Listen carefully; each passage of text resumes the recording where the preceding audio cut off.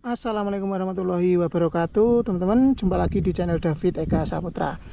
Nah, ini adalah bahan-bahan atau pestisida yang akan saya semprotkan pada lahan saya.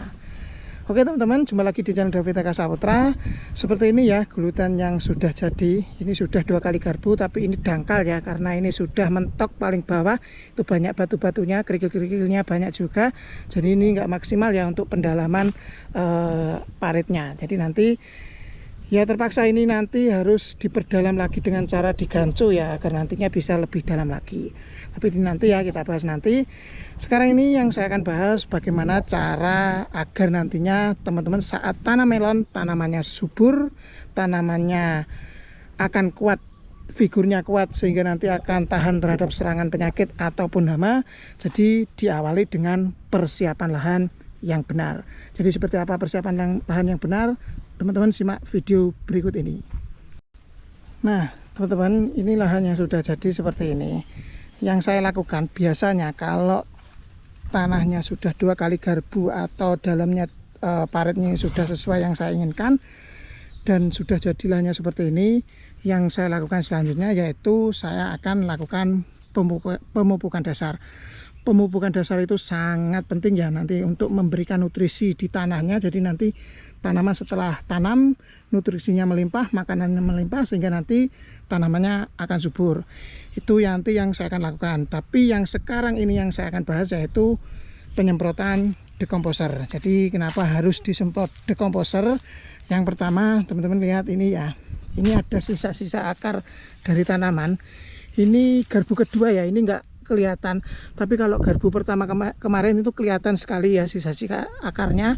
Ini harus diurai. Jadi nanti selain untuk menyuburkan tanaman, dekomposer ini juga harus menguraikan sisa-sisa bahan organik atau pupuk organik atau sisa-sisa organik seperti akar, daun ataupun batang dari sisa-sisa tanaman yang sebelumnya. Jadi itu harus diurai dengan cara penyemprotan dekomposer. Selain untuk mengurai sisa-sisa organik, penyemprotan dekomposer ini juga untuk mengaktifkan kembali sisa-sisa pupuk kimia yang masih ada di dalam lahan agar nantinya dapat bekerja lagi untuk nutrisi dari tanaman ya. Itu yang kedua. Yang ketiga yaitu untuk mengembalikan struktur tanah yang awalnya keras, bantat, nanti agar struktur tanahnya kembali menjadi subur, kembali menjadi gembur, mudah pecah teksturnya, sehingga nanti akar dapat dengan mudah menyebar pada seluruh bagian lahan. Jadi seperti itu ya, dan banyak sekali ya manfaatnya untuk penyemprotan dekomposer ini. Nah untuk dekomposer yang saya pakai ini ya, ada yang pertama yaitu M21. Kandungan dari M21 ini selain agen hayati, ini juga ada bakterinya ya. Jadi banyak sekali kandungannya. Ini saya nggak bisa sebutkan satu-satu. Yang jelas ini manfaatnya bagus sekali untuk tanah ya, untuk mengurai bahan-bahan kimia, bahan-bahan sisa organik, dan untuk mengurai atau mengembalikan struktur daripada tanah. Yang kedua ada E4. E4 kuning ya. Ini untuk pertanian. Ini ada bahan organik untuk menyuburkan tanaman dan juga ada bakteri untuk fermentasinya ya.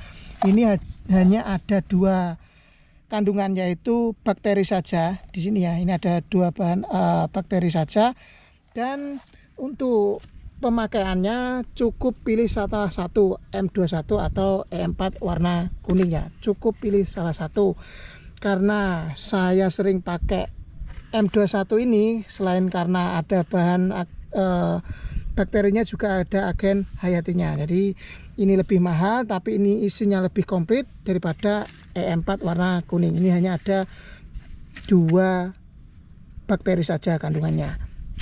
Jadi untuk pemakaian kali ini saya akan pakai M21. Ini sebagai contoh aja ya perbandingannya. Dan untuk dosisnya saya biasanya pakai 1 gelas per tangki isi 16 liter ini. 1 gelas ini 220 sampai 250 ya. 1 gelas per tangki semprot 16 liter. Itu untuk dosisnya. Yang kedua teman-teman bisa tambahkan ZPT ya. Kalau biasanya ZPT disemprotkan pada tanamannya, kali ini ZPT ini saya semprotkan pada tanahnya. Ini tujuannya juga sama, untuk menggemburkan tanah juga. Nah, untuk ZPT dari buyer Serenade ini harganya sangat-sangat mahal ya. Ini 220 ribuan. Ini dosisnya sedikit sekali. Kalau tadi E4 atau M21 ini 1 gelas atau 220 ml sampai 220 per tangki semprot 16 liter. Kalau Serenade ini saya pakai cuma 20 sampai 25 ml per tangki semprot. Jadi ini sedikit sekali ya pemakaiannya, karena ini harganya sangat mahal. Jadi kita harus bijak untuk pemakaiannya agar nanti untuk persiapan lahannya bisa menghemat banyak. Untuk Serenade ini saya pakai sudah beberapa kali dan ini tinggal dikit ya. Jadi untuk pemakaiannya sedikit sekali sudah sangat cukup. Untuk yang kedua, apabila teman-teman mengalami kendala pH tanahnya drop atau turun di bawah 6, jadi bisa tambahkan top pH balance. Ini kandungannya NaOH 17% dan CaOH 67%. Untuk top pH balance ini sebagai dolomit cair, pengganti dolomit yang biasanya ditaburkan pada tanah. Nah, ini tidak harus pakai ya, ini disesuaikan dengan kondisi tanah. Apabila seperti yang saya bilang tadi, pH-nya drop kurang dari 6 atau 4 nilainya, atau di bawah 4, bisa tambahkan top pH balance. Ini dosisnya biasanya saya pakai setengah dari kemasan gelas ini ya, setengah, sekitar 100 sampai 150 ml per tangki semprotnya. Nah, selain untuk ditaburkan pada tanahnya, disemprotkan pada tanahnya, top pH balance ini bisa dikocorkan pada lubang tanamannya ya. Jadi ini dipakai sebelum ada tanamannya. Jadi saat persiapan lahan seperti ini. Untuk persiapan yang terakhir kali yaitu ini ya. Ini ada herbisida sistemik. Herbisida sistemik ini nanti akan saya semprotkan pada gulmanya, karena ini gulmanya ini bisa teman-teman bisa lihat ya, di tengah-tengah itu masih sangat subur, gulmanya hijau-hijau. Jadi nanti harus disemprot herbisidanya agar nanti mati seperti ini. Setelah itu bisa ditutup dengan plastik mulsa. Nah, untuk penyemprotan herbisida nanti terakhir ya, setelah semuanya siap baru disemprotkan. Jadi kali ini yang saya lakukan yaitu penyemprotan tanahnya dulu dengan dekomposernya. Oke, sekarang saya akan masukkan dekomposer E4 nya. Ini 220 sampai 250 ml per tangkinya. Ini cukup M21 aja ya, saya nggak pakai E4 kuning karena menurut kami M21 saja insya Allah sudah cukup. Kalaupun teman-teman mau pakai ya enggak apa-apa ya, tapi yang jelas ini sama ya sebenarnya, M4 kuning dengan M21 ini sama. Dan saya akan tambahkan ini top pH balance, ini setengah gelas aqua aja sudah cukup. Nah, segini sudah cukup, karena kemarin saya sudah cek pH daripada tanah saya ini nilainya 5,4 kalau nggak salah, 5,4. Jadi saya tambahkan top pH balance untuk menetralkan keasaman daripada tanah. Selain nantinya saya juga akan taburi dengan dolomit, saya juga akan kasih dolomit cair juga sebagai penetral daripada tanahnya. Nah, setelah itu Serenade atau ZPT nya saya kasih 25 ml per tangki semprot kapasitas 16 liter air. Ini 25 ml ya, ini takaran 50 ml, jadi setengahnya 25 ml. Nah, setelah itu kita semprotkan pada tanahnya. Nah, teman-teman, karena ini lahannya yang di tengah-tengah ini masih banyak gulmanya yang subur, ini hijau-hijau ini seperti ini ya. Jadi nanti untuk penyemprotan dekomposernya cukup pada bagian tanah yang ditanami.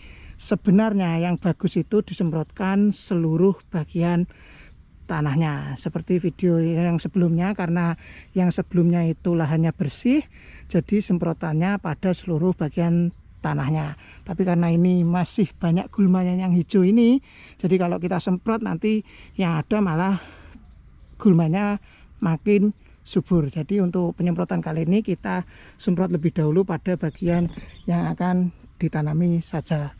Untuk penyemprotannya teman-teman simak video berikut ini.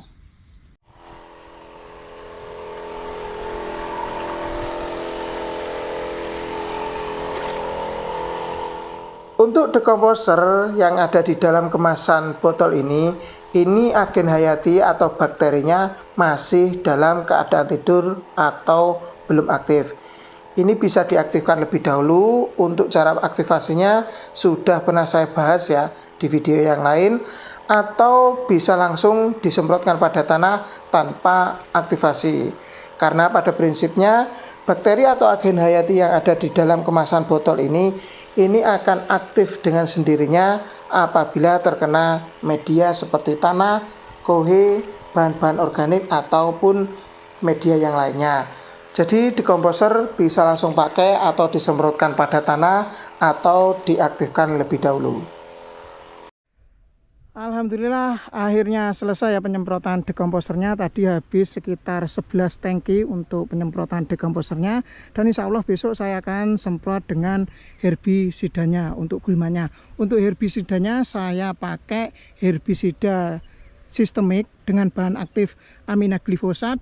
Pokoknya saya pakai yang berwarna kuning ya untuk herbisidanya, dan untuk penyemprotannya tidak langsung mati ya untuk gulmanya, tapi nanti matinya pelan-pelan, tapi insya Allah mati sampai ke akar-akarnya.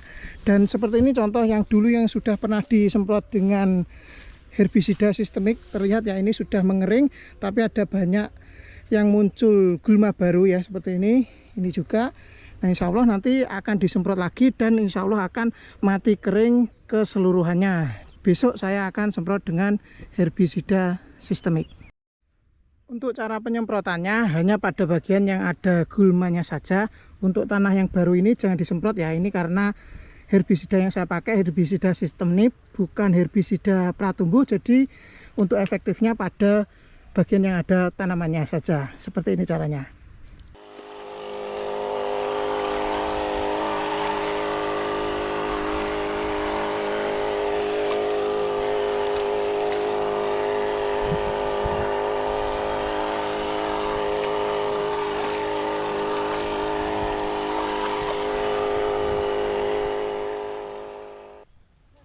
Nah seperti ini ya teman-teman untuk gulmanya setelah disemprot dengan herbisida dengan jangka waktu kurang lebih 1 mingguan.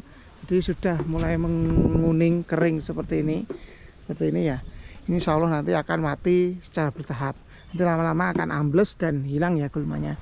Seperti ini setelah penyemprotan. Dan sebelum pemupukan ini ada beberapa bagian yang ada batu atau kerikilnya seperti ini ya. Ini kita ambil nah seperti ini kan banyak ya batu kerikilnya, ini banyak ya. Nah seperti ini banyak ya batu kerikilnya. Kita ambil ya, ini dibersihkan dari batu dan kerikilnya agar nanti tidak mempengaruhi pertumbuhan atau kesuburan daripada tanah. Yang sebelah sana kan bersih, nah ini kerikilnya bersih, ini yang sana juga bersih, nggak ada kerikil atau batunya. Yang ini banyak ya, yang sebelah sini banyak kerikil dan batunya. Nah ini ya seperti ini batu-batu besar juga ada. Ini kita ambil ya, dan sekarang ini sedang dilakukan pengambilan batu kerikilnya yang sebelah sana. Ini sedang dilakukan pengambilan agar nanti bersih dari batu atau kerikil-kerikil kecil seperti ini. Oke teman-teman, demikian tadi ya cara saya menggemburkan tanah yang sudah lama sekali tidak ditanami, tidak diolah, dan tidak dipupuk, agar nantinya saat saya tanam melon agar menghasilkan tanah yang gembur, struktur ideal untuk tanaman, sehingga nanti menghasilkan tanaman yang subur, sehat, dan kuat terhadap serangan hama ataupun penyakit. Oke, sekian video kali ini. Terima kasih telah menonton, semoga bermanfaat. Assalamualaikum warahmatullahi wabarakatuh. Sampai jumpa di video selanjutnya.